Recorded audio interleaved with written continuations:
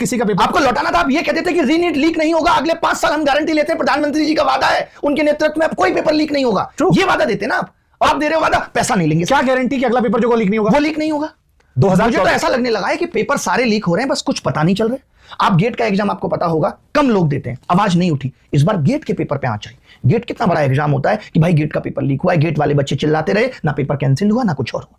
ये तो क्या है कि मीडिया में इतनी हाइप बन गई, नीट सबको पता है यही डॉक्टर आगे आने वाली हमारी पीढ़ियां, हम बूढ़े होंगे तो हमारा इलाज करेंगे, तो हमने इस मुद्दे को बहुत ज्यादा उठा लिया। वरना गेट का paper leak, SSC GD 13-13 lakh में मिले, खूब मीडिया में खबरें आई। यानी आप पुलिस भर्ती ठीक से नहीं कर रहे, आप नकली पुलिस बना रहे हैं, आप नकली डॉक्टर बना रहे हैं, आप सब कुछ, कल को नकली सीए बनेंगे।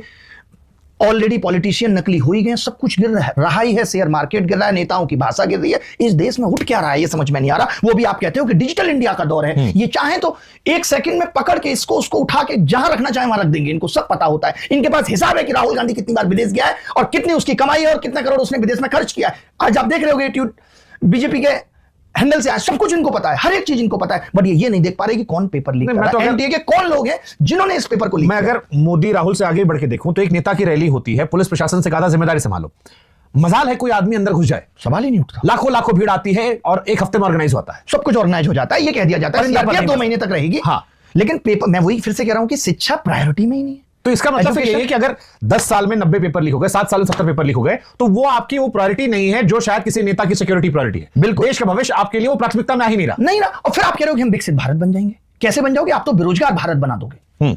जब आप ठीक तरीके से भर्तियां टाइम पे नहीं ले रहे हो। यार आज से 10 साल पहले की बात करो तो भर्तियां टाइमली आती थी। मैं और आपको ये सोच के हैरानी होनी चाहिए कि आज लोगों को जरूर लग रहा है ये भर्ती 4 साल में आएगी, आदत में आ गया है, लेकिन मुझे लगता है कि इस बीच में भी बहुत सारी भर्तियां बैकडोर से हो जा रही होंगी। ऐसे ही थोड़ी देश चल रहा है। अब ऐसा क्या हो गया है कि जो भर्तियों की जरूरत नहीं पड़ रही, जो भर्तियां हर साल नहीं आ रही, गेट का स्कोर कार्ड लेके बच्चा घूम रहा है। शिक्षक भर्ती में घोटाले नहीं हुए?